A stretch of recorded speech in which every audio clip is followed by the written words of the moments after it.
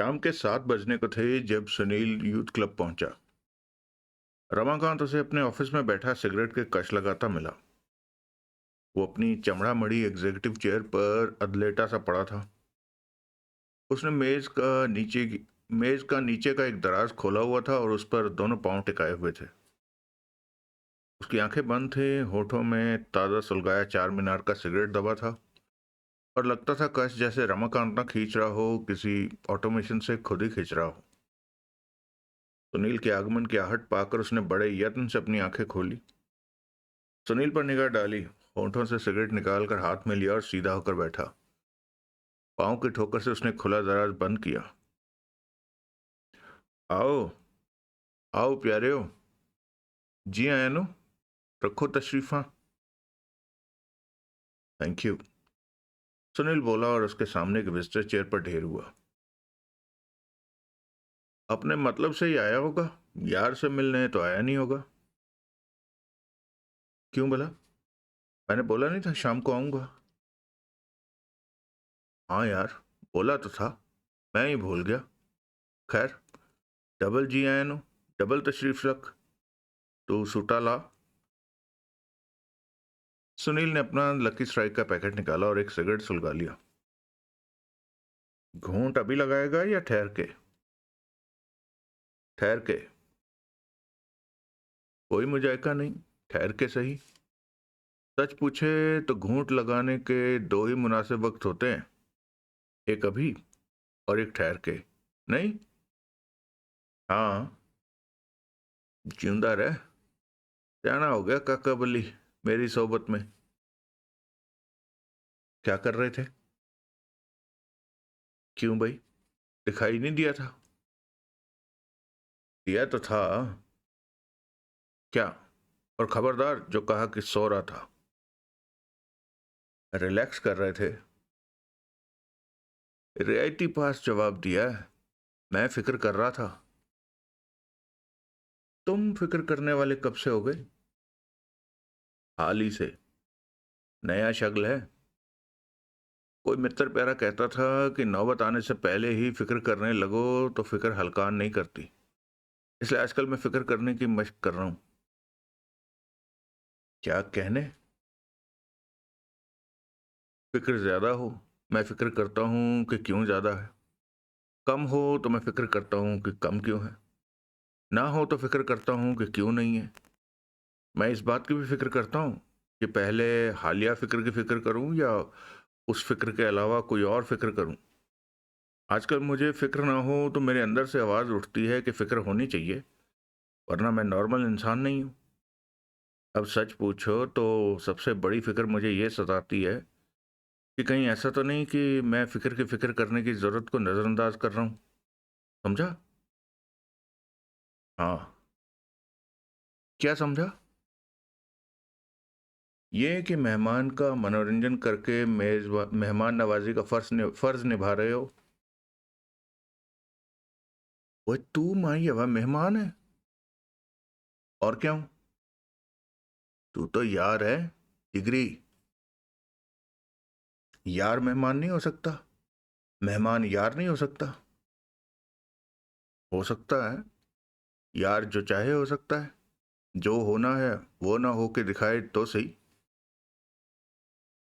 आज अच्छे मूड में हो?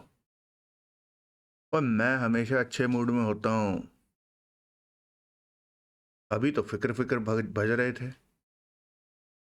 रमाकांत धूर्त भाव से हंसा। उसने अपनी चालू सिगरेट का आखिरी कश लगाकर उसे उससे नया सिगरेट सुलगाया। अब बोल, कौन तेरे फड्डे में अब कौन से फड्डे में तेरी टांग है? सुनील ने तमाम किस्सा बयान किया। वो चुप हुआ तो रमाकांत बोला, हम्म, जिस औरत की मौत का अंदेशा जाहिर किया गया था वो तो तेरे से मिलने पहुंच गई, लेकिन असल राज का कोई हल पेश होना अभी बाकी है। क्यों वो औरत, सुजाता सक्सेना, कहीं छुप के बैठी हुई है और क्यों इम्पर्सोनेशन के जरिए ये भ्रम पैदा करने की कोशिश की जा रही है कि वो मुगल बाग संतोषी अपार्टमेंट्स के अपने फ्लैट में मौजूद है। मां यवे अन्य कुत्ते हिरना दे शिकारी। सेंसेशनल न्यूज़ हमेशा खैरात की तरह झोली में आकर नहीं गिरती। अमूमन इसे चेज करना पड़ता है और चेज करके काबू में करना पड़ता है, जो कि तू कर रहा है। हाँ, आया वटा चेज, जेम्स हेडली। सुनील हंसा। हंसाई कंजर। मेरे काम की खबर क्या है? जौहरी और उसके दो जोड़ीदार लगे हुए हैं तेरे ना शुक्रे नॉन नगदाऊ काम में। कोई रिपोर्ट नहीं आई? आई? क्या? थोड़ी देर पहले जौहरी से बात हुई थी। उसने उसकी टीम ने होटल श्रीलेखा की लॉबी में उन दोनों जनानियों को लोकेट कर लिया था और फिर उनकी निगाहबीनी की थी। काका बल्ली, तकरीबन टाइम वो शॉपिंग मॉल्स में ही भटकती रही थी। फिर दिन दिन ढलने लगा था तो उन्होंने मुगल बाग का रुख किया था। जौहरी एंड कंपनी की निगरानी में? जाहिर है। और जो लोग पहले से उन दोनों की निगरानी में लगे हुए थे, उनकी जानकारी में आने से बचकर, यानी कि जब वापसी के लिए उन दोनों ने मुगल बाग का रुख किया तब वो जमूरे उनके पीछे थे और जौहरी एंड कंपनी उन जमूरों के पीछे थी। हाँ। थे कौन वो लोग? मालूम होने का फौरी जरिया तो कोई नहीं था मालको, लेकिन जौहरी ने फिर भी मालूम कर लिया था। That's very good. क्या मालूम किया? नागरथ डिटेक्टिव एजेंसी के फील्ड वर्कर्स थे, लेगमैन थे। कैसे जाना? उसमें से एक को जौहरी पहले से जानता पहचानता था, इत्तेफाक से। ऐसे जाना। आई सी। नाम परमेश राणा है। पहले डेल्टा सिक्योरिटीज में था लेकिन वहां से डिसमिस कर दिया गया था। क्यों? मालूम नहीं। जौहरी मिले तो पूछना, या मैं पूछूंगा। ठीक है। तो अब ये परमेश राणा नागरथ डिटेक्टिव एजेंसी में फील्ड ऑपरेटर है? हाँ। मैंने तो इस डिटेक्टिव एजेंसी का पहले कभी नाम नहीं सुना। जैसे बाकियों का सुना है। मेरा मतलब है कि कोई बड़ी मशहूर डिटेक्टिव एजेंसी होती तो चांस था कि सुना होता। बड़ी नहीं है। मैजेस्टिक सर्कल पर ऑफिस है, इसी से साबित होता है कि बड़ी नहीं है। बड़ी होती तो ऑफिस शंकर रोड पर होता, लिंक रोड पर होता, मुगल बाग में होता। ये जान पाने का कोई जरिया है कि वो लोग किसके लिए काम कर रहे थे? जौहरी जैसे तैसे ये जानकारी निकाल लेगा लेकिन टाइम लगेगा। एजेंसी के उस लेगमैन से जिसे कि जौहरी पहचानता था, या किसी और तरीके से?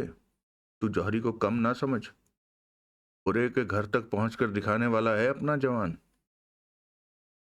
गुड। तभी सुनील के मोबाइल की घंटी बजी। उसने फोन निकालकर हाथ में लिया और उसकी तरफ तवज्जो दी। लाइन पर उदिता चोपड़ा थी। मैं उदिता बोल रही हूं, वो घबराई बौखलाई आवाज में बोली। मालूम है। कहां पर हो? वहीं जहां वापस लौटना था। संतोषी अपार्टमेंट्स? हाँ। इतनी घबराई हुई क्यों हो? यहां कयामत आ गई है। होश उड़ाई दे रही है। यहाँ जो हालात हैं हमें लगता है उन्हें तुम ही संभाल सकते हो, वरना। वरना क्या? वरना हम तो गई काम से।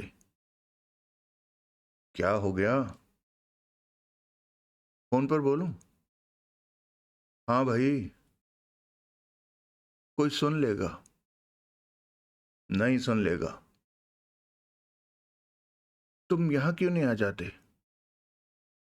मुझे एक ही काम नहीं है, और फिर पता तो लगे कि वहां क्यों आना है मैंने। ऐसा क्या हो गया है जो तुम कहती हो कि तुम्हारे होश उड़ाए दे रहा है? वो वो टाइम जाया मत करो, जो कहना है जल्दी कहो। वो सिक्का। सिक्का। क्या हुआ उसे? मरा पड़ा है। क्या? यहाँ एक कुर्सी पर ढेर है, छाती में, छाती में खंजर गड़ा है। Oh my God! पक्का है कि मर गया? हाँ। कब से मरा पड़ा है? मालूम नहीं। खंजर कब घुपा? मालूम नहीं, मुझे कतई कुछ नहीं मालूम, सिवाय इसके कि वो फ्लैट में एक कुर्सी पर मरा पड़ा है। पुलिस को खबर की? नहीं, सबसे पहले तुम्ही को फोन किया। कब से वहां हो? अभी से, बस अभी पहुंची ही हैं हम यहाँ। शॉपिंग इतनी लंबी चली? हाँ हाँ। शॉपिंग के बाद सीधे वहां लौटी? हाँ। आते ही ये नज़ारा देखने को मिला। Oh my God! Oh my God! अब क्या होगा? गॉड को भजना बंद करो और काबू पाओ अपने आप पर। जो हुआ सो हुआ। अब उसे अनहुआ नहीं किया। अब उसे अनहुआ कोई नहीं कर सकता, समझी? हाँ। अपने होशो हवास पर काबू पाओ और सबसे पहले पुलिस को फोन करो। मैं करूं? और कौन? तुमने लाश बरामद की है ना? बदकिस्मती से हाँ। तो अगला स्वाभाविक कदम उठाने के लिए कोई आसमान से उतरेगा।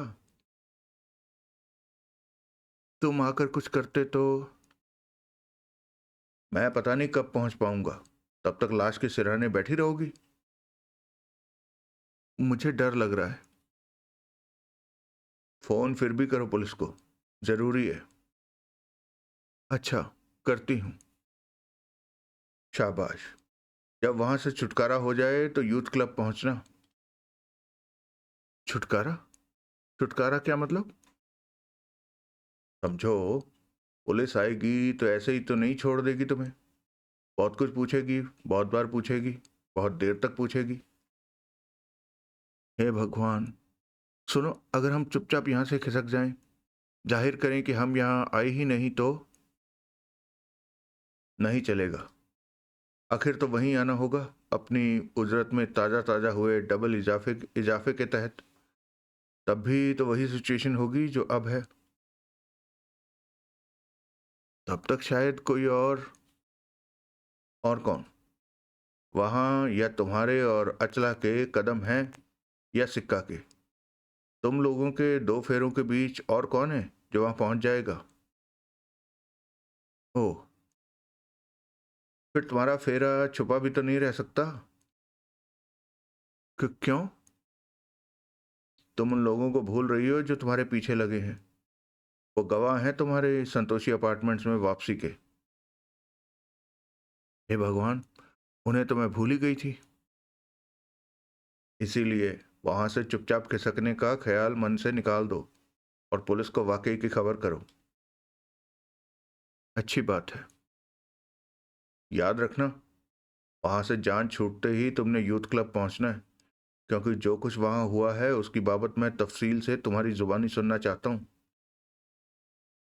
यूथ क्लब कहाँ है? मेहता रोड पर है।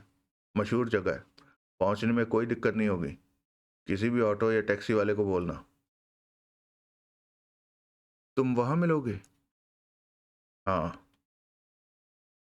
हमें यहां से छुटकारा देर से मिला तो भी मैं देर तक तुम्हारा इंतजार करूंगा। ओह, थोड़ी देर के लिए कहीं इधर उधर चला गया हुआ तो मेरा इंतजार करना। ठीक है। सुनील ने कॉल डिस्कनेक्ट की। ये होया? रमाकांत ने उत्सुक भाव से पूछा। सुनील ने बताया। बल्ले भाई, रमाकांत बोला। आखिर बन ही गया ये तेरी लाइन का काम। अर्जुन होता तो कहता, एन तेरी गली में, राइट अप योर एले। अर्जुन? यस, अर्जुन। क्या हुआ? सुनील ने उत्तर न दिया और अर्जुन का मोबाइल खड़खड़ाया। कहां पर है? जवाब मिलने पर उसने पूछा। ऑफिस में। आप कहां पर हैं? फौरन मुगलबाग पहुंच। वहां फर्स्ट क्रॉस रोड पर संतोषी अपार्टमेंट्स नाम का एक हाउसिंग कॉम्प्लेक्स है। उसके फ्लैट नंबर 402 में अमृत सिक्का नाम के एक आदमी का कत्ल हो गया है। कब? अभी थोड़ी देर पहले। आप वहां पर हैं? नहीं, मैं यूथ क्लब में हूं। फिर भी आपको कत्ल की खबर है? हाँ। फिर भी आप अभी यूथ क्लब में ही हैं? हाँ हूं। कत्ल की हर वारदात को कवर करने का मैंने ठेका नहीं लिया हुआ। तू पहुंच वहां और जाकर अपनी नौकरी कर, तनख्वाह कमा। बहुत कड़क बोल रहे हो गुरुजी। एक बात का खास ख्याल रखना है, वहां पहुंचा तू पहला प्रेस रिपोर्टर ना हो। मैं समझा नहीं। जब तक कोई दूसरा बिरादरी भाई वहां दिखाई ना दे जाए, न्यारा ही रहना। ऐसा क्यों? मैं नहीं चाहता कि तेरे से सवाल हो कि सबसे पहले तेरे को कत्ल की खबर कैसे लगी। गुमनाम टिप मिली। अखबार को ऐसी टिप्स मिलती ही रहती हैं। गुले गुलजार, एज अ स्पेशल केस इस बार इस एक्सक्यूज में पनाह पाने से परहेज रखना। आपकी आज्ञा शिरोधार गुरुजी। शाबाश। सुनील ने फोन बंद किया। मोतियां वाले हो? रमाकांत बोला। जिस उलझन में तुमने अभी अर्जुन को डाला है, सच पूछो तो उसमें मैं भी हूं। हमेशा मौका वारदात पर सबसे पहले पहुंचने वाले तुम कैसे सब्र किए बैठे हो इस बार? मैं इंस्पेक्टर प्रभुदयाल को हैरान करना चाहता हूं। क्या? टकरा जाएगा। वो मुझे वहां न पाकर हैरान हो जाएगा, परेशान हो जाएगा। फिर देखता हूं मेरी सलामती से फिक्रमंद होकर वो मेरी कोई खोज खबर लेता है या नहीं। पुड़िया है, खास सुनीलियन पुड़िया। ये बातें हम बाद में भी कर सकते हैं। तुम अभी एक जरूरी बात सुनो। सुनो। डिटेक्टिव एजेंसी के आदमी जो उदिता और अचला तलवार की निगाहबानी पर थे, जाहिर है कि उनकी निगरानी करते उनके पीछे संतोषी अपार्टमेंट्स पहुंचे होंगे। ठीक? आहो। पुलिस अब तक या तो वहां पहुंच चुकी होगी या पहुंचने वाली होगी। पुलिस की वहां हाजिरी नोट करते ही वो लोग फौरन समझ जाएंगे कि वहां पुलिस की तवज्जो के लायक कुछ हुआ था। लेकिन क्या हुआ था ये जानने में उन्हें वक्त लगेगा। कोई ज्यादा नहीं। पुलिस प्राइवेट डिटेक्टिव्स का लिहाज करती है। मुझे तुम्हारी बात से इत्तेफाक है। अब ये बोलो कि कत्ल की बाबत जान जाने के बाद वो लोग क्या करेंगे? क्या करेंगे? कत्ल एक बड़ा वाकया होता है, जाहिर है फौरन अपनी एजेंसी में खबर करेंगे। फिर एजेंसी क्या करेगी? क्लाइंट को खबर करेगी। Exactly exactly. अब बोलो कैसे खबर करेगी? वह मां सदके चिट्ठी थोड़ी लिखेगी, जाहिर है कि फोन पर। ठीक, लेकिन फोन पर खबर ही हो पाएगी, हाईलाइट से ही जारी हो पाएंगी। क्लाइंट अगर फुल डिटेल्स जानने का अभिलाषी होगा तो क्या करेगा? तू बोल। फौरन डिटेक्टिव एजेंसी के ऑफिस में पहुंचेगा। तो ये कि ये उस शख्स की शिनाख्त का सुनहरा मौका है। अब से थोड़ी देर बाद जो कोई भी लपकता झपकता एजेंसी के ऑफिस में पहुंचे, वही है हमारा जमूरा। तो तो लगता है अभी भी अपने फिक्र वाले मूड में ही हो। क्या? क्या कहना क्या चाहते हो? अरे, तुम्हें डिटेक्टिव एजेंसी का नाम पता है, उसका एड्रेस पता है। गोली की तरह किसी को मैजेस्टिक सर्कल भेजो जो डिटेक्टिव एजेंसी के ऑफिस पर वॉच रखे और देखे कि कौन कौन वहां आंधी तूफान की तरह पहुंचता है, और फिर उसकी शिनाख्त करने की कोशिश करे। कैसे? यह भी कोई पूछने की बात है? जब वो डिटेक्टिव एजेंसी से रुखसत हो तो उसके पीछे लग जाए। मैं अभी इंतजाम करता हूं। उसने फोन की तरफ हाथ बढ़ाया, लेकिन फिर खुद वहां से बाहर को लपका। कुछ क्षण बाद वो वापस लौटा। सब इंतजाम कर दिया है, उसने बताया।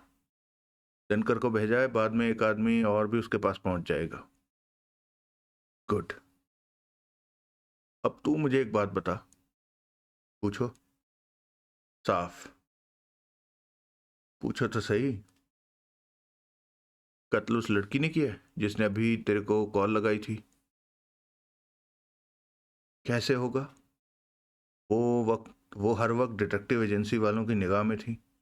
डिटेक्टिव एजेंसी वाले तुम्हारे आदमियों की निगाह में थे। कैसे होगा? निगाह में थी, सिर्फ ओपन में, फील्ड में। उसकी निगाह भी नहीं करता कोई उसके पीछे फ्लैट के भीतर तो चला नहीं गया होगा। ऐसा क्यों कर होगा? और क्या कह रहे हैं तेरे बड़े पापा जी? वो लड़की फ्लैट में पहुंचती है, उसे वहां कुर्सी पर बैठा सिक्का दिखाई देता है।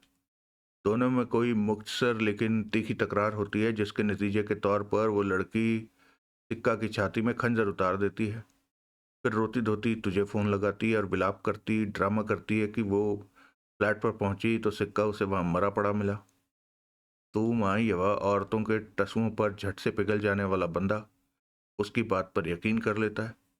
अब बोल, कहाँ झोल है मेरी बात में? कोई खोट निकाल के दिखा अपने बड़े बापा जी की थ्योरी में। सुनील ने जवाब न दिया। मालको, एक झोल है जो बड़े बापा जी अपना वड्डापन स्थापित करते हुए खुद निकाल कर दिखाते हैं। सुनील की भवें उठी। खंजर। खंजर कोई ऐसी आइटम नहीं जो सहज स्वाभाविक किसी नौजवान लड़की को उपलब्ध हो। सुनील ने गहरी सांस ली। अगर उस लड़की को किसी तरीके से खंजर उपलब्ध है तो समझ ले कातिल वही है। कत्ल उसी ने किया है।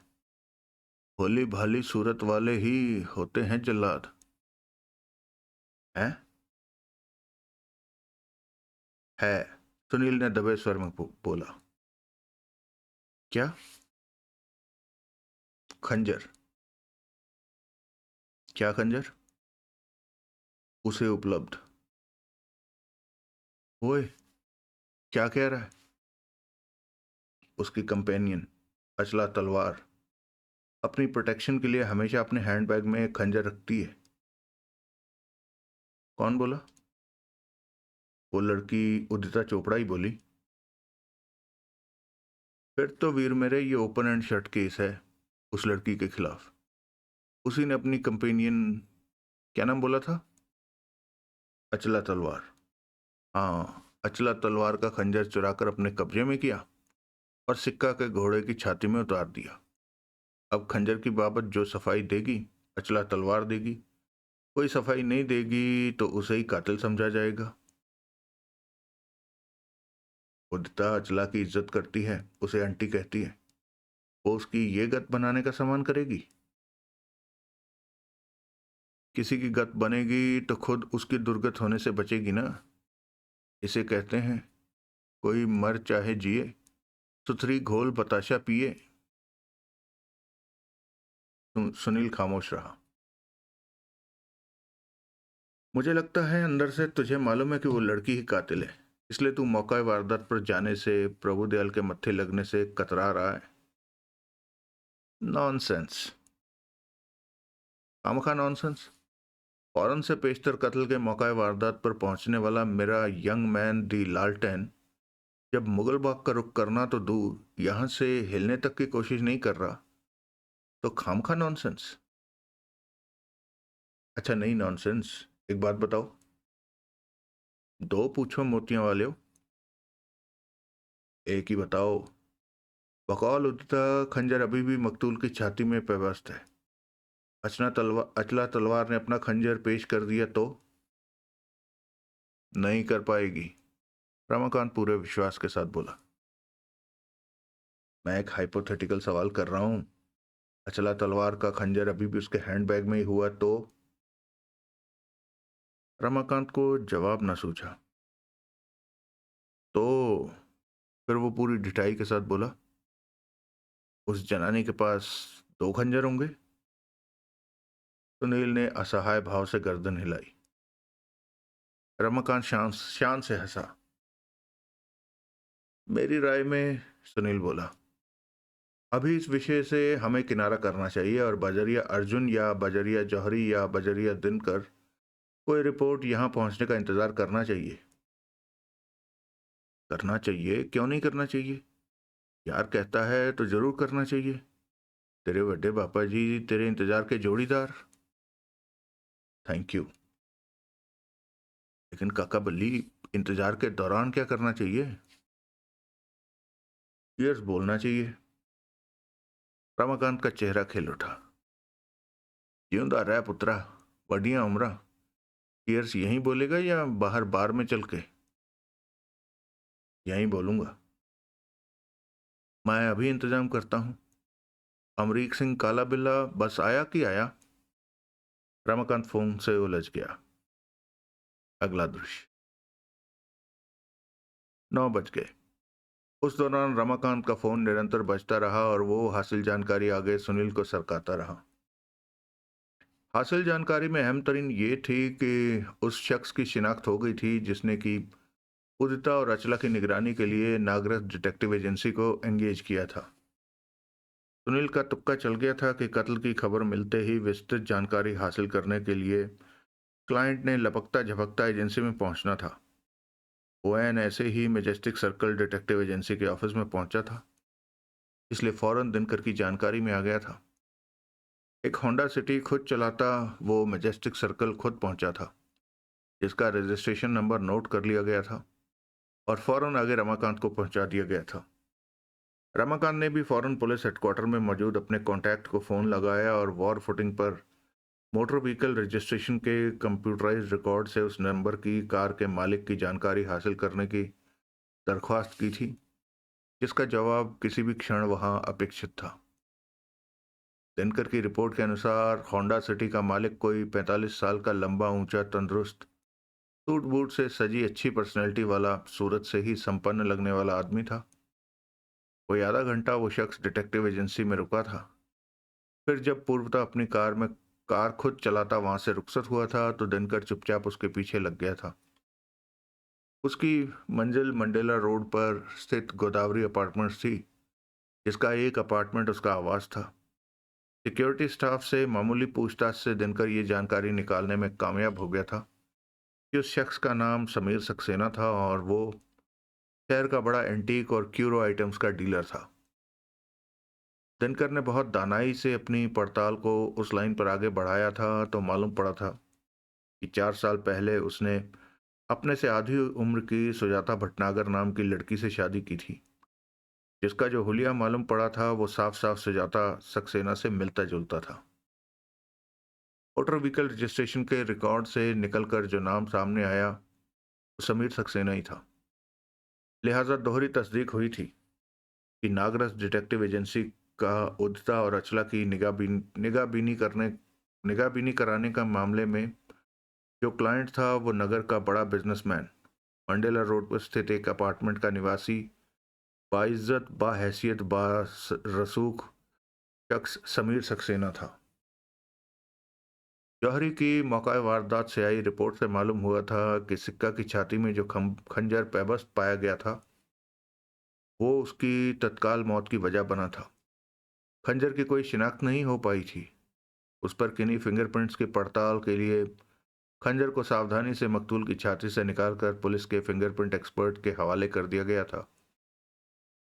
कत्ल के वक्त की बाबत पुलिस का अंदाजा दोपहर बाद के किसी वक्त का था, जबकि इस बाबत कोई पुख्ता जानकारी बजरिया पोस्टमार्टम ही हासिल हो पाती। एकाएक सुनील ने अपना विस्की का गिलास मेज पर रख दिया और सिगरेट को एशट्रे में झोंका। की होया प्यारियो? रमाकांत बोला। सुनील उठ खड़ा हुआ और बोला, मैं चलता हूं। चलता है? क्यों चलता है? तेरी मोटरसाइकिल किथे गई मां अभी? अरे भाई, जाता हूं। जान कड लई सजना जान वाली गल करके, रमाकांत तरन्नुम में बोला, फिर संजीदा हुआ। क्यों जाता है भरी जवानी में? तौबा। अरे जहान से नहीं जाता, यहां से जाता हूं। क्यों? क्योंकि ब्लास्ट की नौकरी बजानी है। हाँ ये वन नौकर, बह जा रहा मानना। नहीं मैं, ओए, बाँ छुड़ाए जात है निबल जान के मोहे। सॉरी,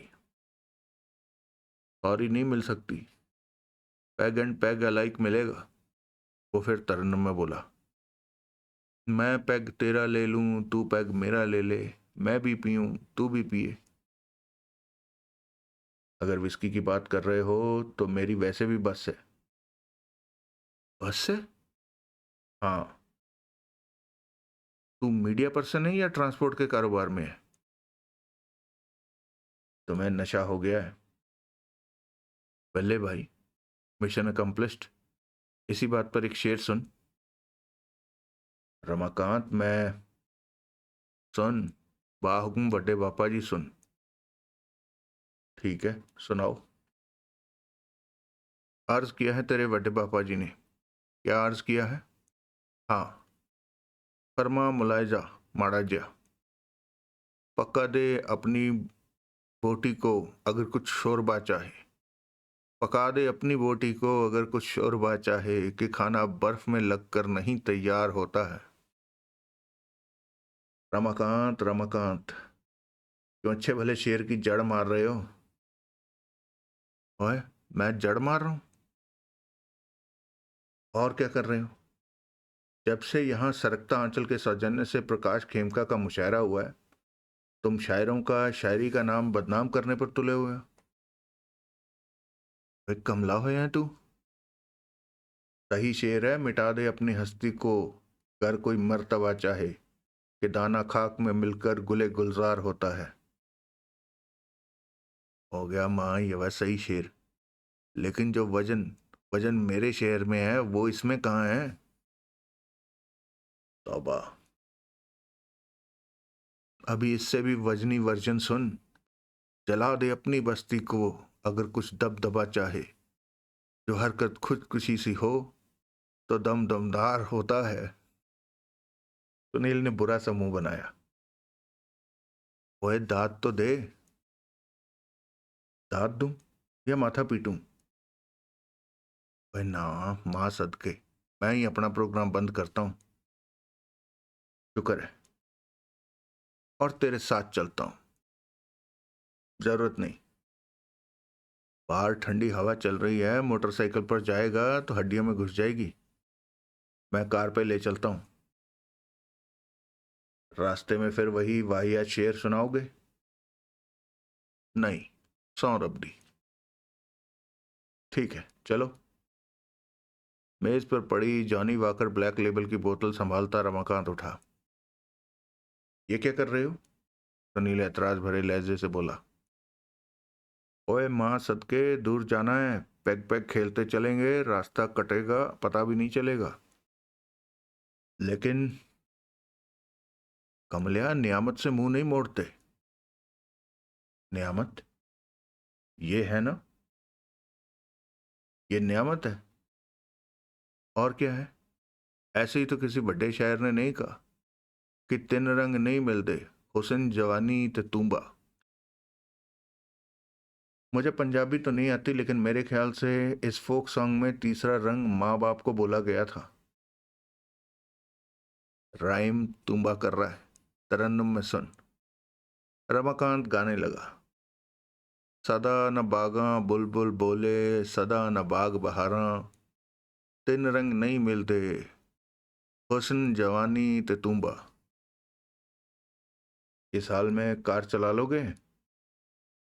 रमाकांत फौरन से जीरा हुआ। मैंने आज तक कोई एक्सीडेंट किया है? नहीं। तो फिर? ठीक है, चलो।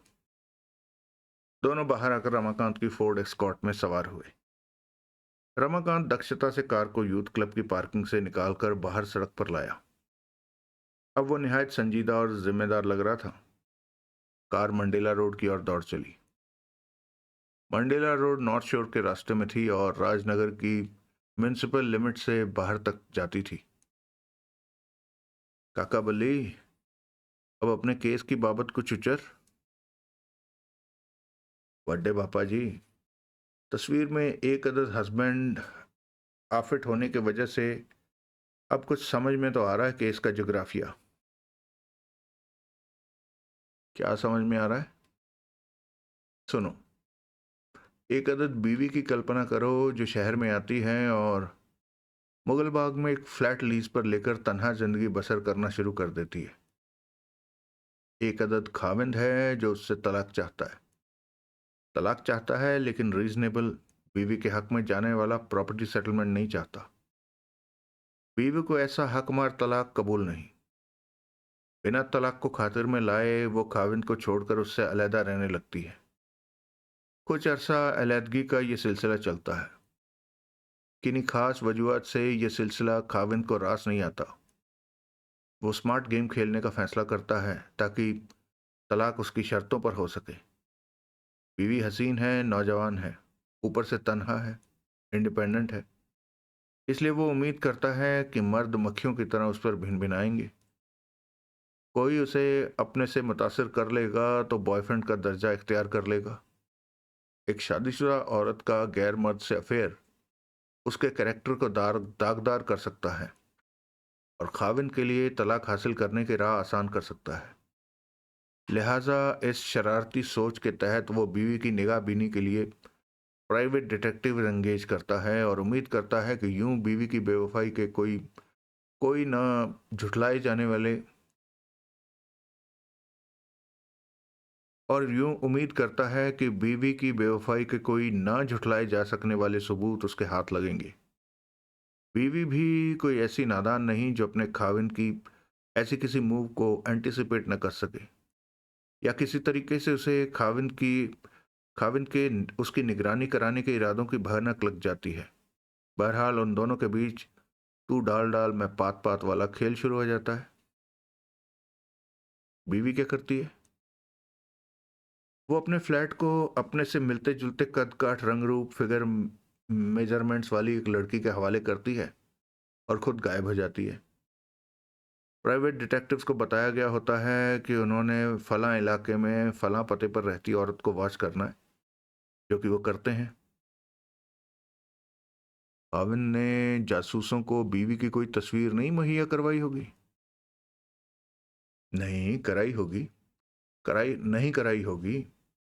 कराई होगी तो वो कोई ऐसी तस्वीर होगी जो कि बीवी की आज की शक्ल से इंसाफ नहीं करती होगी। कोई बड़ी बात नहीं कि खाविन ने डिटेक्टिव्स को ऐसी कोई तस्वीर मुहैया कराना जरूरी न समझा हो। उसने बीवी का बारीकी से हुलिया बयान कर देना ही काफी समझा हो।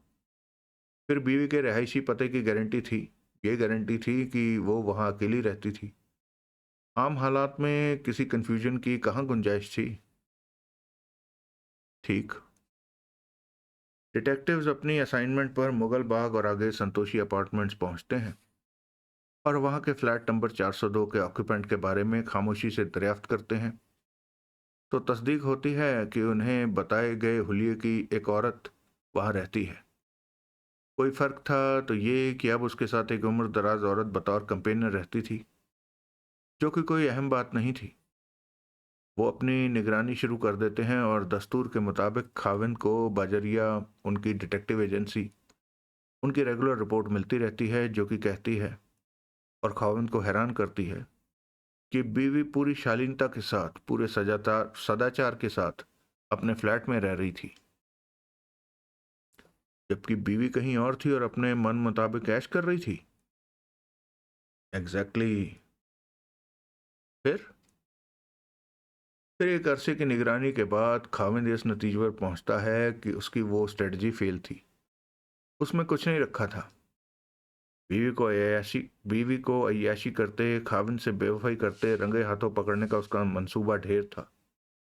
नतीजतन वो बीवी की पसंद शर्तों पर तलाक वर्कआउट करने का मन बना लेता है। जनानी तो माँ ये भी रज के चलाक निकली माल को। ऐसा ही जान पड़ता है। ठोकू कौन?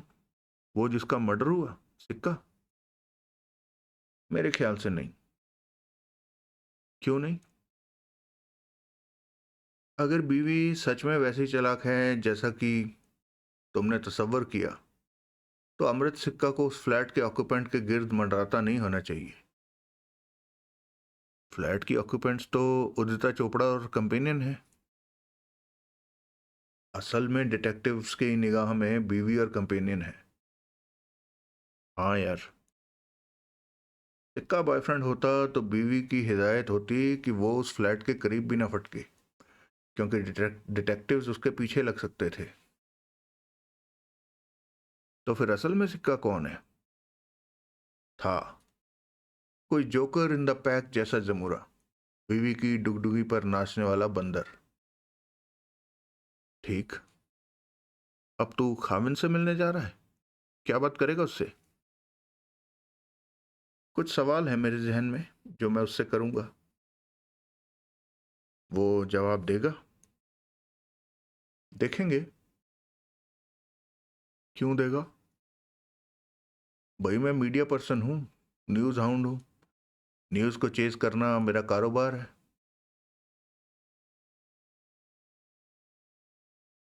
ओए काका बली, तू खुद को कुछ भी बताए, कुछ भी फुंदने लगाए, उसकी निगाह में तेरा दर्जा तू कौन मैं खामखा वाला ही होगा। देखेंगे। देखेगा। रात खोटी किए बिना तुझे कुछ दिखाई नहीं देता? सुनील हंसा। अस्याई कंजर। बड़े पापा जी, समझो हम तफरीहन निकले हुए हैं। तफरीहन? आहो यार। उसने जॉनी वॉकर की बोतल बरामद की और नीट ही एक घूंट लगाया। फिर उसने बोतल सुनील की तरफ बढ़ाई। रमाकांत का दिल रखने के लिए सुनील ने बोतल को मुंह लगाया। वो मंडेला रोड पहुंचे। गोदावरी अपार्टमेंट्स तलाश करने में उन्हें कोई दिक्कत न हुई। वो एक 5 स्टार होटल जैसी लुक वाला रेजिडेंशियल कॉम्प्लेक्स था। वो भीतर दाखिल हुए तो उन्होंने पाया कि लॉबी में किसी बड़े होटल जैसा ही मिनी रिसेप्शन स्टेशन था। समीर सक्सेना से मिलना है, सुनील रिसेप्शन क्लर्क से बोला। सुनील रिसेप्शन क्लर्क से बोला। उन्होंने गौर से दोनों का मुआयना किया। मेरी ठोडी के नीचे तिल है, रमाकांत बोला। जी? ओए मां सदके, कई बार गौर से देखने पर भी नहीं दिखाई देता, इसलिए बोला। क्लर्क ने जल्दी से रमाकांत पर से निगाह हटाई और वापस सुनील पर टिकाई। सक्सेना साहब को आपकी आमद की खबर है? उसने पूछा। नहीं। लेट नाइट को वो गेस्ट रिसीव नहीं करते? करते तो नहीं।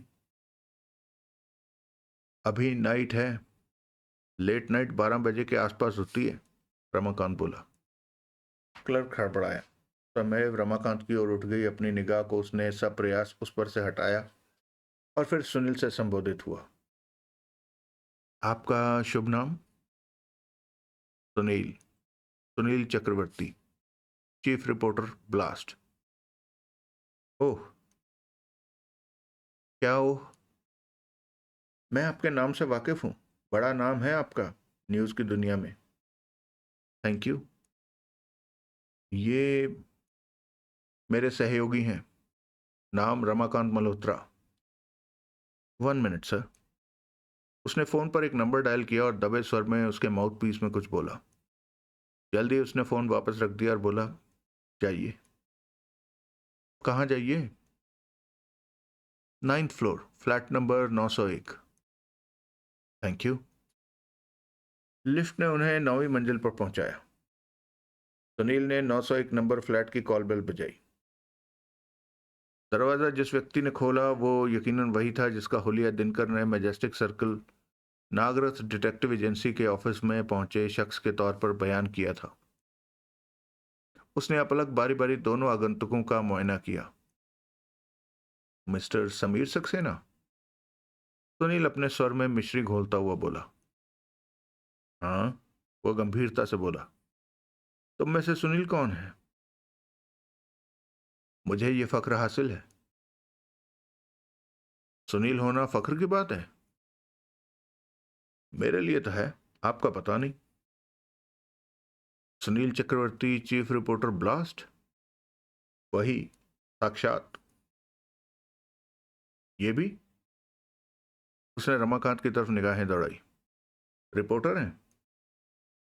जी नहीं, ये मेरे सहयोगी हैं। किस काम में सहयोगी हैं? हर काम में। आओ। सक्सेना उन्हें एक विशाल भव्य रूप से सुसज्जित ड्राइंग रूम में ले आया। बैठो। दोनों ने थैंक यू बोला और अगल बगल एक सोफे पर बैठ गए। वो उनके सामने एक सोफा चेयर पर बैठ गया। रात की इस घड़ी मैं तुम लोगों की कोई खिदमत नहीं कर सकता। घड़ी को कुछ नहीं हुआ मालको, लेकिन आप खातिर जमा रखिए, हम खिदमत के तलबगार नहीं हैं। तो नाइस ऑफ यू, वो शुष्क स्वर में बोला, फिर वापस सुनील की तरफ घूमा। अब बोलो, क्या बात है? क्यों मिलना चाहते थे? मैं इन्वेस्टिगेटिंग जर्नलिस्ट हूं, सुनील बोला। अपनी एक इन्वेस्टिगेशन के सिलसिले में आपसे चंद सवाल पूछना चाहता हूं।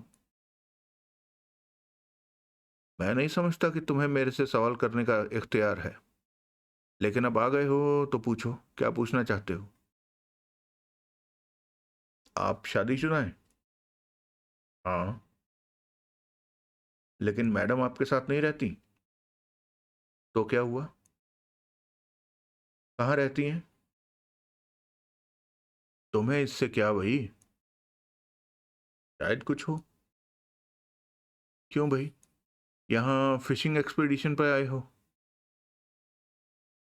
मेरे कारोबार में सवाल पूछने की बहुत अहमियत है। कई बार किसी केस की इन्वेस्टिगेशन के सिलसिले में ऐसे सवाल भी पूछने पड़ते हैं जिनकी प्रत्यक्ष में कोई सार्थकता नहीं दिखाई देती।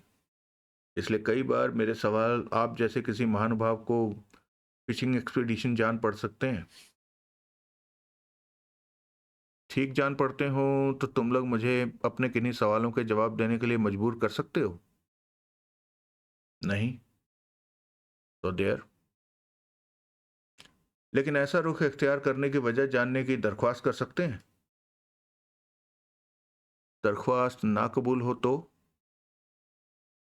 क्या? किस्सा खत्म। गुड नाइट कबूल फरमाइए और इजाजत दीजिए। सुनील ने, रमाकांत ने भी उठने का उपक्रम किया। कीप सिटिंग, उसका स्वर आदेशात्मक हुआ। दोनों ने अपने अपने शरीर वापस सोफे पर ढीले छोड़ दिए। जिस सवाल का जवाब मुझे खुद मालूम नहीं वो मैं तुम्हें कैसे दे सकता हूं?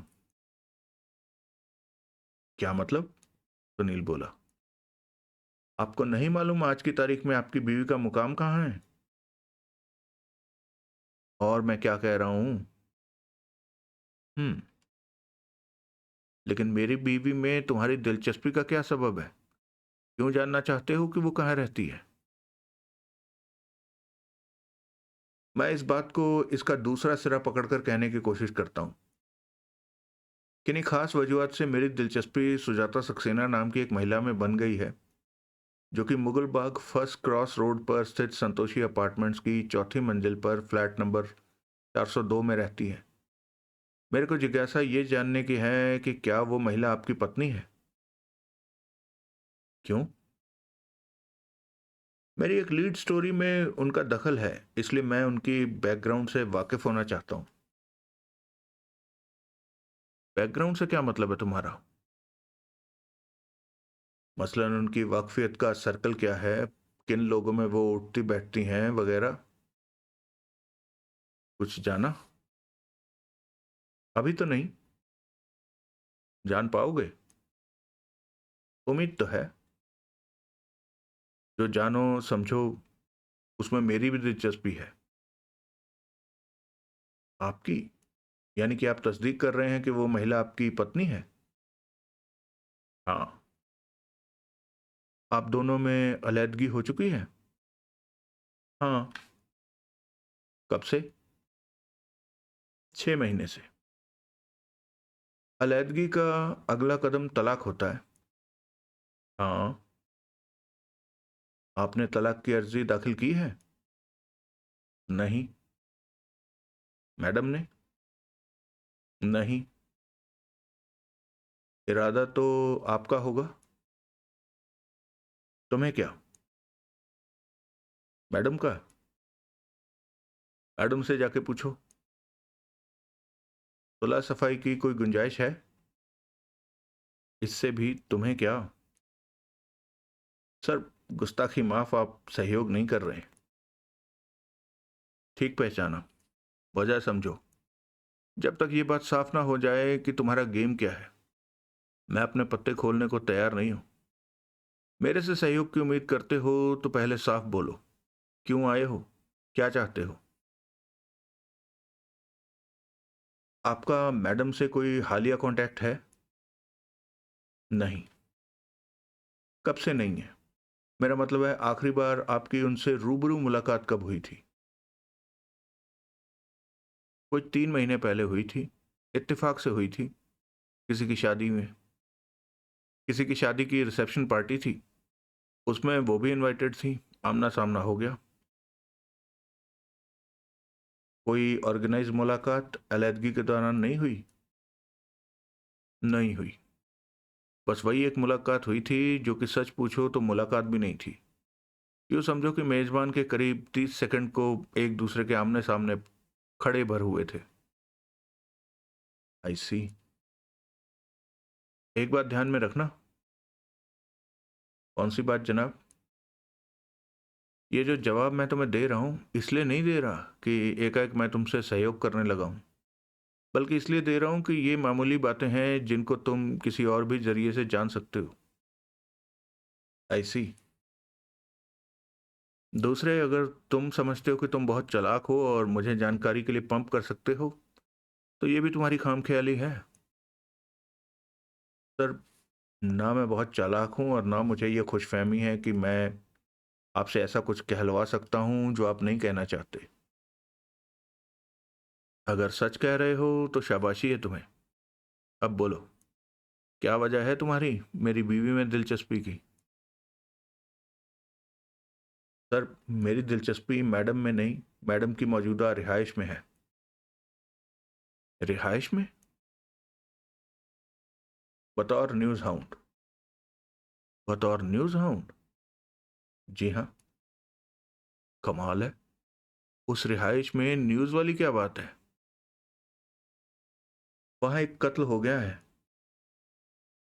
अरे, कब? आज दोपहर बाद किसी वक्त।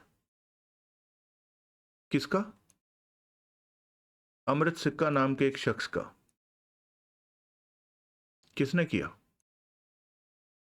ये मालूम होता तो सारा वृत्तांत आप ब्लास्ट में पढ़ते। कातिल होने का शक किस पर किया जा रहा है? अभी कोई नाम सामने नहीं आया है। आया है तो वो पुलिस की ही नॉलेज में है, जिसे कि वो अभी आम नहीं कर रही। आई सी। कत्ल की बात सुनकर आपको कोई हैरानी नहीं हुई जान पड़ती? क्या हैरानी हो? आए दिन लोग नाहक जान से जाते हैं। कभी कत्ल से, कभी एक्सीडेंट से, कभी रोड रेज से, कभी टेररिस्ट अटैक से, कभी फर्जी काउंटर से। इंसानी जान की तो कोई कीमत नहीं रही। कोई गारंटी ही नहीं रही। कोई तसल्ली ही नहीं रही कि कोई सुबह घर से निकलेगा तो शाम को घर वो पहुंचेगा, उसकी लाश नहीं पहुंचेगी। इसलिए आपको अमृत सिक्का नाम के शख्स के कत्ल की खबर सुनकर कोई हैरानी नहीं हुई? क्या हैरानी हो? ना होने की वजह बोलो तो। इस बात पर भी नहीं कि कत्ल आपकी पत्नी के फ्लैट में हुआ है? ऐसा ही है भाई। वैसे आइंदा अगर ये बात उजागर हुई कि कत्ल सुजाता ने किया है तो हैरानी तो नहीं, खुशी जरूर होगी। जी। मेरी एक बड़ी समस्या अपने आप हल हो जाएगी। मैं अभी भी नहीं समझा। अरे भाई, कातिल बीवी से तलाक लेना क्या मुश्किल काम होगा? कमाल है। वैसे कोई उम्मीद कि कातिल मेरी बीवी हो? हो या ना हो जनाब, आप तो कीजिए उम्मीद। आखिर उम्मीद पर दुनिया कायम है। सही कहा। बहरहाल, आपको कोई हैरानी नहीं कि कत्ल आपकी बीवी के फ्लैट में हुआ? अभी तो ऐसा ही है। वारदात की डिटेल सामने आने पर हो सकता है मैं डिफरेंटली रिएक्ट करूं। ठीक। मैं मैडम के बारे में कुछ जानकारी चाहता हूँ। किससे? आप सामने बैठे हैं इसलिए जाहिर है कि आपसे। मैडम से क्यों नहीं? क्योंकि मुझे यकीन है कि आप ये काम बेहतर कर सकते हैं। क्या जानकारी चाहते हो? पिछले कुछ दिनों से आपने मैडम के पीछे प्राइवेट डिटेक्टिव्स लगाए हुए हैं। ऐसा क्यों? उसने घूर कर सुनील को देखा। प्राइवेट डिटेक्टिव्स के जरिए क्या जानकारी हासिल होने की उम्मीद करते हैं आप? मिस्टर, उसका स्वर कर्कश हुआ। तुम चोर बहकाने की कोशिश कर रहे हो? मैं ऐसा कर रहा हूं तो आप समझते हैं कि मैं इस बात को अपनी जुबानी कबूल करूंगा? मैं नहीं जानता कि तुम क्या करोगे, लेकिन मेरे साथ जब कोई ब्लफ खेलता है तो उसकी हरकत मेरे से छुपी नहीं रहती। आप समझते हैं मैं आपके साथ ब्लफ खेल रहा हूं, चोर बहकाने की कोशिश कर रहा हूं? आपकी जुबान में बोलूं तो फिशिंग एक्सपीडिशन में हूं। समझता क्या हूं, जानता हूं। इसलिए आप मेरे सवाल का जवाब नहीं दे रहे। मैं वाहियात बेबुनियाद सवालों का जवाब नहीं दे सकता। हामी न भरिए, इंकार ही कीजिए, कहिए कि मैडम के पीछे लगे प्राइवेट डिटेक्टिव आपके एंगेज नहीं है। तुम क्यों समझते हो कि मैं अपनी बीवी के पीछे डिटेक्टिव्स लगाऊंगा? आप बताइए। मेरा जवाब एक ही है। क्या? तुमसे मतलब? अच्छा जवाब है ये, कहीं भी फिट हो जाता है। वो खामोश रहा। मेरी खास दिलचस्पी ये जानने में है कि कत्ल के वक्त के आसपास आपकी पत्नी कहाँ थी। जानो, मेरी तरफ से तुम्हें इजाजत है। आप नहीं बताएंगे? मुझे नहीं मालूम कहाँ थी। मालूम होता भी तो तुम्हें बताना जरूरी ना समझता। आप कहाँ थे? No comments. जानकारी हासिल करने के और भी तरीके मुमकिन हैं। अच्छा। जी हाँ। मसलन? बताओ कोई तरीका। मैं पुलिस को ये टिप दे सकता हूँ कि अगर वो नागरथ डिटेक्टिव एजेंसी के संचालक को तलब करें, साथ में परमेश राणा नाम के उसके एक फील्ड ऑपरेटर को भी तलब करें, तो सिक्का के मर्डर से ताल्लुक रखती काफ़ी कारामद जानकारी उन लोगों को सहज ही हासिल हो सकती है। सुनील एक क्षण ठिठका और फिर बोला, आप तो नागरथ डिटेक्टिव एजेंसी के बारे में कुछ जानते नहीं होंगे। आपको तो मालूम होगा नहीं कि इस डिटेक्टिव एजेंसी का ऑफिस मैजेस्टिक सर्कल पर है। उसने उत्तर न दिया। कई क्षण वातावरण में बोझिल सन्नाटा छाया रहा। काफी पहुंचे हुए आदमी हो। फिर वो बोला, अच्छा। सुनील की भौहें उठी। कहाँ पहुंचा मैं? ऐसे टिप पुलिस को जारी करने से तुम्हें क्या हासिल होगा? पुलिस अखबार के लिए हॉट न्यूज का, स्पॉट न्यूज का कारामद जरिया होती है। यूं पुलिस से दोस्ताना ताल्लुक बनेंगे जो कि मेरे ब्लास्ट के काम आएंगे। किसी न्यूज हाउंड का पुलिस से you scratch my back I scratch your back जैसा रिश्ता काफी मुफीद होता है। ऐसी टिप को आप मेरी एक न्यूज़पेपर मैन की इन्वेस्टमेंट समझिए, जिसे मैं बाद में कभी भी भुना सकता हूँ। सुनील जानबूझकर एक क्षण ठिठका, फिर बोला, भुनाऊंगा? कैसे? होने से पता करूंगा। मैडम के पीछे लगने के लिए नागरथ डिटेक्टिव एजेंसी के आदमी किसने एंगेज किए थे? हम्म। सक्सेना ने लंबी हुंकार भरी। तुम्हें खबर कैसे लगी कि कोई आदमी मेरी बीवी की निगरानी करते उसके पीछे लगे थे? एक उड़ती चिड़िया ने बताया। क्या कहने? बताना कुछ नहीं चाहते, जानना सब कुछ चाहते हो। सुनील शिष्ट भाव से हंसा। बाकी सब कुछ भी अपनी उड़ती चिड़िया से ही क्यों नहीं पूछते? चिड़िया एक कैजुअल लीव पर चली गई है। लौटने तक इंतजार कर लो। मैं बेसब्र आदमी हूं, मेरे से इंतजार नहीं होता। तो ये मेरी प्रॉब्लम है? प्रॉब्लम तो मेरी ही है, अलबत्ता इसके किसी हल तक मैं आपके जरिए पहुंचना चाहता हूं। काफी खुशफहम आदमी हो। जी हाँ। क्या जी हाँ? काफी खुशफहम आदमी हूं। अजीब। वो भी। वो सकपकाया। विचित्र भाव से उसने सुनील की तरफ देखा। सुनील ने नकली जम्हाई ली। अब 1 मिनट चुप बैठो, वो उठता हुआ बोला, और मुझे सोचने दो। टिक के बैठकर सोचना शायद उसका स्टाइल नहीं था। वो उठा और ड्राइंग रूम में एक सिरे से दूसरे सिरे तक चहलकदमी करने लगा। तीसरे फेरे में वो ड्राइंग रूम और बालकनी के बीच की विशाल फ्रेंच विंडोज के सामने ठिठका। उसने वहां का एक पर्दा यूं सरकाया कि वो बाहर झांक पाता। थोड़ी देर वहां ठिठका खड़ा रहा, फिर एक डोर खींचकर उसने एक पर्दा पूरा सरका दिया और विंडो के सामने बुत्सा बना खड़ा रहा। मालको, रमाकांत फुसफुसाया, छूटा लगाना मुनासिब होगा। मालको, छुट्टा लगाना मुनासिब होगा। मैं भी यही सोच रहा था, सुनील बोला। अभी रुक जाओ। वो अपने ड्रामे से फारिग होकर लौट रहा है। सॉरी दोस्तों, सॉरी।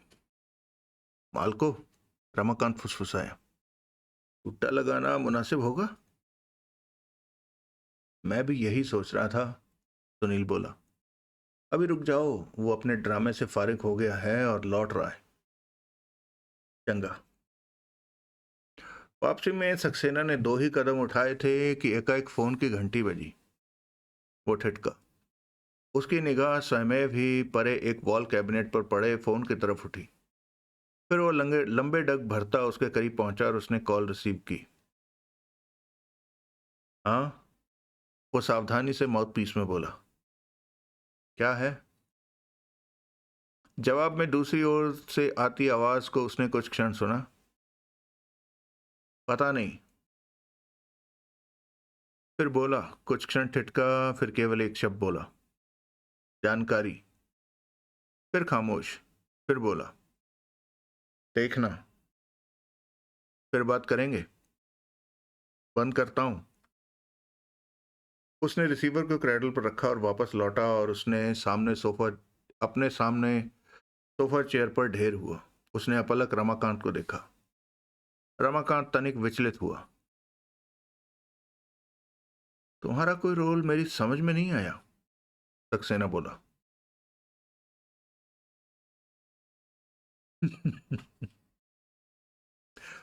दोनों तरफ से एक ही हाल है मालको, रमाकांत लापरवाही से बोला।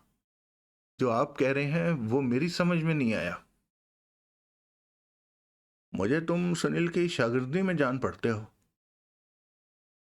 आपको गलत जान पड़ता है। ये मेरी शागिर्दी में है। तुम्हारा दर्जा उस्ताद का है। उस्तादों के उस्ताद का है, लेकिन मोटे तौर पर आपकी बात ठीक है। कहीं ऐसा तो नहीं कि ये तुम्हारी उस्ताद की वजह से यहाँ है? इसी से पूछिए।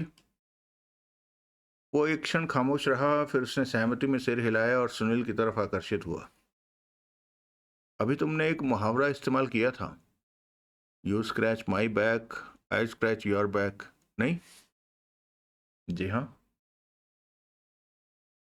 ये रिश्ता पुलिस और मीडिया में ही नहीं, किन्हीं 2 जनों में भी स्थापित हो सकता है, ठीक? जी हाँ। क्या कहना चाहते हैं? You scratch my back, I scratch your back. मतलब? समझो। कुछ जनवाओ, कुछ जानो। आप क्या जानना चाहते हैं? कैसे मालूम पड़ा कि मेरी बीवी के पीछे प्राइवेट डिटेक्टिव्स लगे हैं? इत्तेफाक से। ये सुनील ने रमाकांत की ओर संकेत किया। मेरे क्लोज फ्रेंड हैं। उस्ताद। वो भी। आप सुनिए तो सही। सॉरी। इत्तेफाक से इनका एक आदमी सुजाता सक्सेना को भी पहचानता था और उसके पीछे लगे दो आदमियों में से एक को, नागरथ डिटेक्टिव एजेंसी के फील्ड ऑपरेटर को भी पहचानता था। इन्होंने मेरी रिक्वेस्ट पर उस लाइन पर कुछ और काम करवाया तो हमें आपकी भी खबर लग गई। कैसे? डिटेक्टिव सुजाता सक्सेना के पीछे थे, इसलिए जब वो मुगल बाग अपने फ्लैट पर लौटी तो वो भी पीछे लगे फर्स्ट क्रॉस रोड और आगे संतोषी अपार्टमेंट्स में पहुंचे। वहां मैडम के फ्लैट में कत्ल का हो हल्ला मचा तो कत्ल की खबर उन लोगों को भी लगी।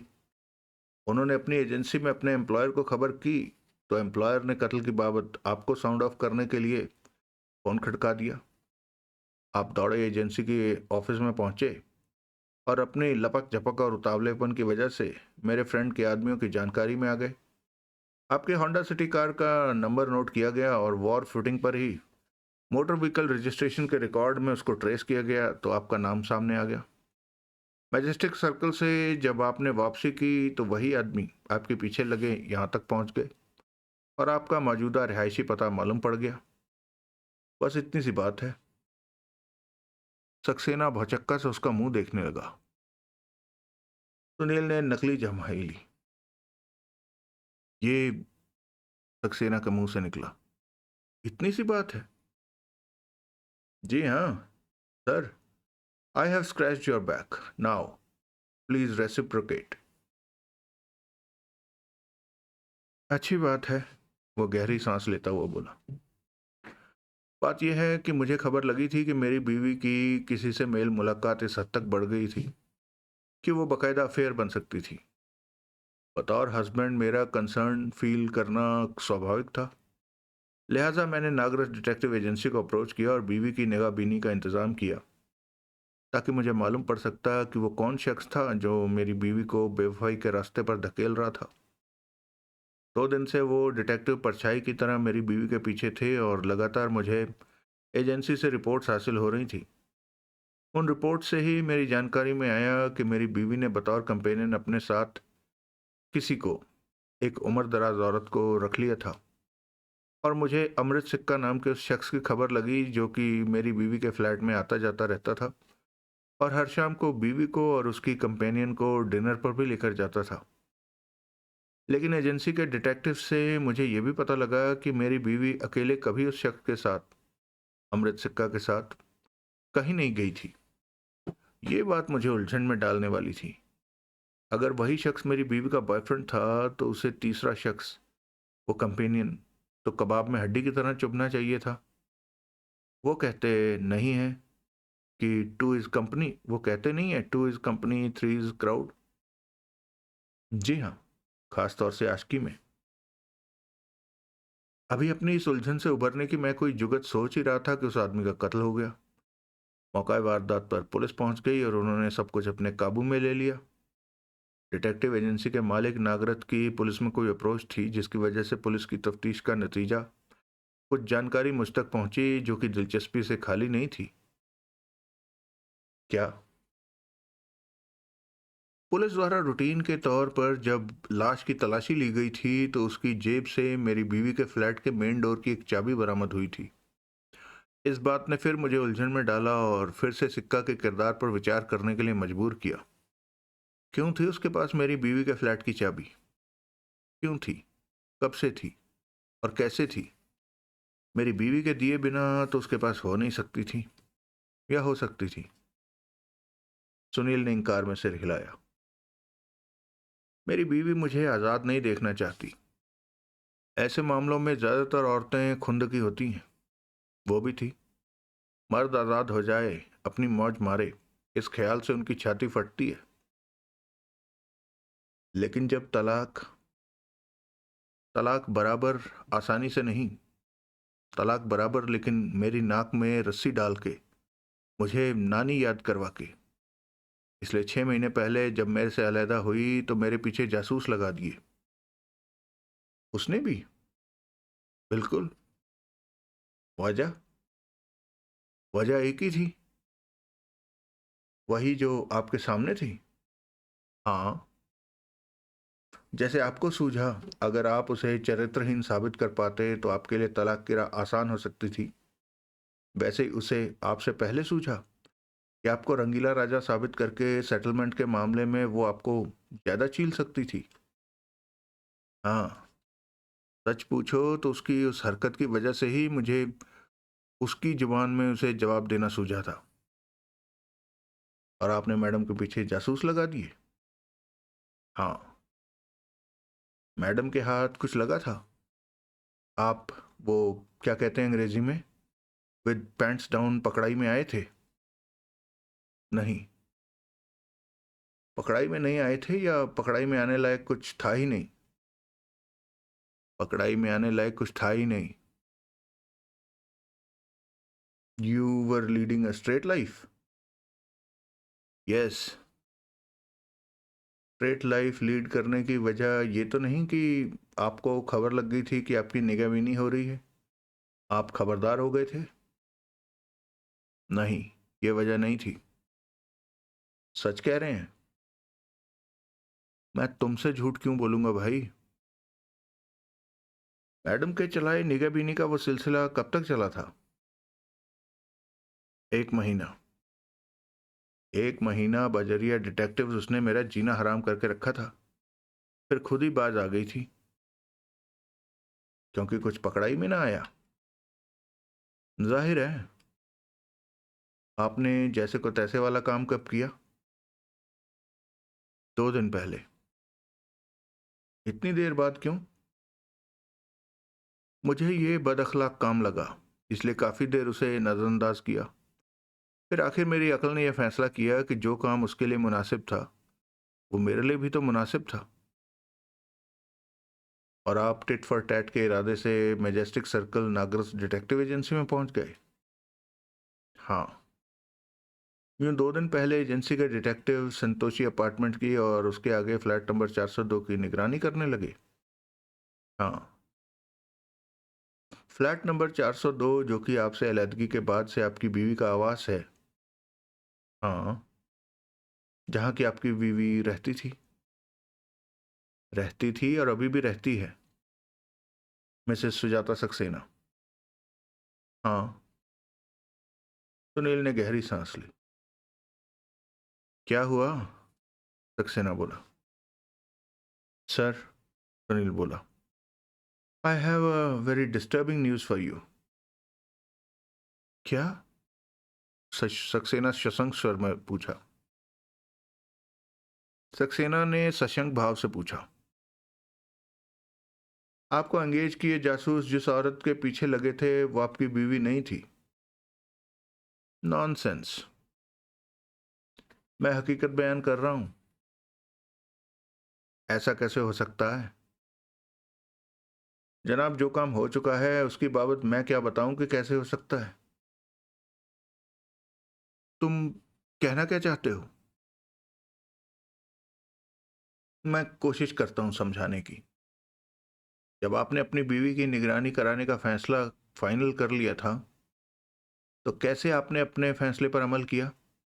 आप एक प्राइवेट डिटेक्टिव एजेंसी की शरण में गए और वहां बोला कि आप Mughal Bagh first cross road Santoshi apartments flat number 402 में रहती सुजाता सक्सेना नाम की महिला की, जो कि उम्र में 25 एक साल की थी, कद में 5 फुट 4 इंच, वजन 55 किलो, फिगर 34 25 34, रंगत गोरी, नैन नक्श तीखे तीखे, बाल सुनहरापन लिए काले, 24 आवर्स बेसिस पर निगरानी करवाना चाहते थे। वो जहां जाती जासूसों ने उसके पीछे जाना था और उसके हर क्रियाकलाप पर निगाह रखनी थी। कोई उससे मिलने आए या वो किसी से मिलने जाए तो उन्होंने उस पर भी निगाह रखनी थी और उसकी बाबत जानकारी निकालनी थी। ठीक? हाँ। बंदा नवाज, आपके जासूस आपकी बीवी के मुगालते में जिस लड़की पर निगाह रखे थे वो एक पेड एजेंसी में उपलब्ध नवोदित मॉडल्स के पोर्टफोलियोज को खंगाल कर उनमें से छांटी गई थी। ये बात बजरिया एड एजेंसी स्थापित की जा सकती है। आपकी तो भी तसल्ली ना हो तो उस लड़की को, जो आपकी बीवी का बहरूप धारण करने के लिए छांटी गई थी और संतोषी अपार्टमेंट्स के उस फ्लैट में स्थापित की गई थी, भी पेश किया जा सकता है। लेकिन ऐसा क्यों कर हुआ? वो सब अरेंजमेंट एक टॉप सीक्रेट था।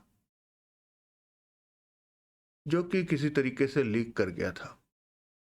आपके डिटेक्टिव एजेंसी के जरिए बीवी की निगाहबीनी करने के इंतजाम की किसी को एडवांस में खबर लग गई थी। आपकी बीवी को अपनी निगाहबीनी कबूल नहीं थी। वो हर हाल में उससे बचना चाहती थी। लिहाजा उसने अपने जैसी एक लड़की का इंतजाम किया और उसे अपनी जगह फ्लैट पर स्थापित कर दिया। आपके एंगेज किए फ्लैट की निगरानी पर लगे जासूसों ने उस लड़की को देखा और जो हुलिया उन्हें बताया गया था वो उस लड़की से मिलता पाकर सहज ही मान लिया कि वही आपकी बीवी थी और उनका सब्जेक्ट थी। वो हक बकाया सा सुनील का मुंह देखने लगा। बाय द वे, सुनील बोला, आपने अपने जासूसों को मैडम की कोई तस्वीर मुहैया करवाई थी? नहीं। वजह? मैंने जरूरत ही महसूस नहीं सकी थी। सच पूछो तो नागरथ ने भी नहीं समझी थी, वरना उसने जिद करके तस्वीर मांगी होती। यानी कि तस्वीर से इम्पर्सोनेशन की स्कीम में जो फचर पड़ सकता था वो भी ना पड़ा। सक्सेना ने बेचैनी से पहलू बदला। अब इस बात पर गौर फरमाइए कि डिटेक्टिव एजेंसी से आपका तालमेल लीक कैसे कर गया? कैसे किसी को पहले ही मालूम पड़ गया कि आप मैडम की निगरानी का इंतजाम कराने वाले थे? उसने कई क्षण उस बात पर विचार किया। वो डिटेक्टिव एजेंसी गलत निकली। फिर बोला, उन लोगों ने धोखा दिया, किसी लालच में जानकारी आगे किसी को सरका दी। आप नागरथ डिटेक्टिव एजेंसी से वाकिफ कैसे थे? नहीं वाकिफ था। उस एजेंसी को एक दोस्त ने रेकमेंड किया था। आप वहां कब गए? मंगलवार को। मंगलवार को कब? शाम को। उसी रोज ही सब सेटल कर लिया? हाँ। जासूसों ने अपना काम कब शुरू किया? अगले ही रोज, बुध को, सुबह से। फिर तो बात डिटेक्टिव एजेंसी से लीक हुई नहीं हो सकती, क्योंकि इम्पर्सोनेशन का इंतजाम तो सोमवार से ही वजूद में आ गया था। एक दो दिन बहरूप के लिए एन फिट लड़की की तलाश करने में भी लगे होंगे। इससे तो जाहिर होता है कि बीवी की निगरानी का आपका मंसूबा आपके डिटेक्टिव एजेंसी की शरण में जाने से पहले ही लीक हो चुका था। कैसे? उस दोस्त के बारे में सोचिए जिससे आपने इस सिलसिले में मशवरा किया था। सक्सेना सक पकाया। जिसने नागराज डिटेक्टिव एजेंसी को रेकमेंड किया था। लेकिन सक्सेना ने प्रतिवाद किया, मैंने इसे यूं तो नहीं बताया था कि मुझे क्यों किसी डिटेक्टिव एजेंसी की सर्विसेज की जरूरत थी। मैंने तो महज किसी अच्छी एफिशिएंट डिटेक्टिव एजेंसी का नाम पूछा था। कौन था वो दोस्त? मैं बताना जरूरी नहीं समझता। मर्जी आपकी। फिर तो और कुछ कहने सुनने को बाकी नहीं है। सुनील ने उठने का उपक्रम किया। बैठो अभी, सक्सेना संजीदगी से बोला। सुनील ने प्रश्न सूचक नेत्रों से उसकी तरफ देखा। मुझे ये बात हैरान कर रही है, सक्सेना बोला, बल्कि फिक्रमंद कर रही है कि मकतूल के पास, अमृत सिक्का नाम के उस शख्स के पास मेरी बीवी के फ्लैट की चाबी थी। आप सिक्का से कभी मिले हैं? नहीं, कभी नहीं। आई सी। तुम मेरी बीवी से मिले हो? हाँ। कैसी जची? हाई फाई, एग्रेसिव, कड़क, 440 वोल्ट। ठीक पहचाना। जनाब, मैडम के मुकाबले मकतूल सिक्का एक आम मामूली आदमी था। तुम्हारे ख्याल से वो मेरी बीवी का बॉयफ्रेंड हो सकता था? मुझे उम्मीद नहीं। मेरे लिए उसकी कल्पना मैडम के बॉयफ्रेंड के तौर पर करना मुहाल है। फिर आपके जासूसों की रिपोर्ट भी कहती है कि वो कभी मैडम से अकेले में नहीं मिला। औरत के चरित्र का क्या पता चलता है? उसने कहा सी भरी, आज की दुनिया में जो ना हो जाए थोड़ा है, क्या पता किसको कब क्या भा जाए। सही फरमाया आपने। अगर वो शख्स सुजाता के मय्यार पर खरा उतरने के लायक नहीं था तो क्यों दी उसने उसे अपने फ्लैट की चाबी? अभी ये स्थापित होना बाकी है कि चाबी मैडम ने दी। मेरी तरफ से स्थापित है, क्योंकि और किसी जरिए से उसे फ्लैट की चाबी हासिल हो ही नहीं सकती थी। शायद आप ठीक कह रहे हैं। बहरहाल ये चाबी का किस्सा मेरे काम आएगा। किस सिलसिले में? तलाक के सिलसिले में। उसकी ताकत कमजोर करने में, सेटलमेंट की उसकी नाजायज मांगों को लगाम लगाने में। लेने के देने भी पड़ सकते हैं। क्या मतलब? ये ना भूलिएगा कि अमृत सिक्का नाम का शख्स स्वाभाविक मौत नहीं मरा, उसका कत्ल हुआ है। तो क्या हुआ? सोचिए। तुम्हारा इशारा किसी शरारती बात की तरफ जान पड़ता है। अच्छा, इसलिए पूछ रहे थे दोपहर बाद में कहाँ था? अच्छा, अगर तुम समझते हो कि कत्ल मैंने, बट दैट्स शेयर नॉनसेंस। मैं तो उस शख्स को जानता तक नहीं था। जनाब, मैंने कोई इल्जाम तो नहीं लगाया, कोई कसर भी नहीं छोड़ी। ऐसी कोई बात नहीं है भी तो परवाह नहीं। मिस्टर, इल्जाम लगाना आसान होता है, उसे साबित करके दिखाना बहुत मुश्किल होता है, कई बार तो नामुमकिन होता है। सही फरमाया आपने। So in present case you are at peace with yourself and the world? बिल्कुल तो नहीं। जी, ये चाबी वाली बात मुझे परेशान कर रही है। अपने पीडी से मशवरा कीजिए, शायद वो कुछ सुझा सके। मैं सोचूंगा इस बाबत। उन लोगों से आपको रिपोर्ट्स कैसे हासिल होती थी? डिटेक्टिव एजेंसी से? जी हाँ। कैसे मतलब? जुबानी या लिखित? मेल से? रोजाना? दिन में 2 बार? मैं देख सकता हूँ? क्यों? कोई खास वजह नहीं, यूं ही। तुम्हारी इस मामले में दिलचस्पी क्या है? सर, शुरू में ही बताया, भूल गए शायद आप। मैं न्यूज़ हाउंड हूँ। न्यूज़ चेज करना मेरा कारोबार है। इन्वेस्टिगेटिंग जर्नलिस्ट हूँ, इन्वेस्टिगेट करना मेरी ड्यूटी है। एक कत्ल का केस सामने है, अगर उसको उसका एक्सपोज ब्लास्ट के जरिए सामने आता है तो ये मेरे लिए वाहवाही वाली बात होगी। लिहाजा तुम्हारी नौकरी तू कौन मैं खामखा जैसी है? ऐसी बात नहीं है सर, मेरी नौकरी जानकारी हासिल करने जैसी है। जानकारी पब्लिक का हक है, इसलिए पब्लिक सर्विस जैसी है। हम्म। तो मेल दिखा रहे हैं आप? नहीं, वो पर्सनल कॉन्फिडेंशियल कम्युनिकेशन है, तुम्हें दिखाना जरूरी नहीं समझता। ओके। तुम मेरी बीवी से कहाँ मिले, कैसे मिले? मैडम ब्लास्ट में तशरीफ लाई थी। अच्छा, कब? हाल ही में? हाल ही में कब? मालूमात के कारोबार में वन वे ट्रैफिक तो ठीक नहीं है जनाब। क्या मतलब? जानकारी का फ्लो दो तरफा होना चाहिए। वो शेयर की जानकारी वो शेयर की जानी चाहिए। आप तो इस हक में जान नहीं पड़।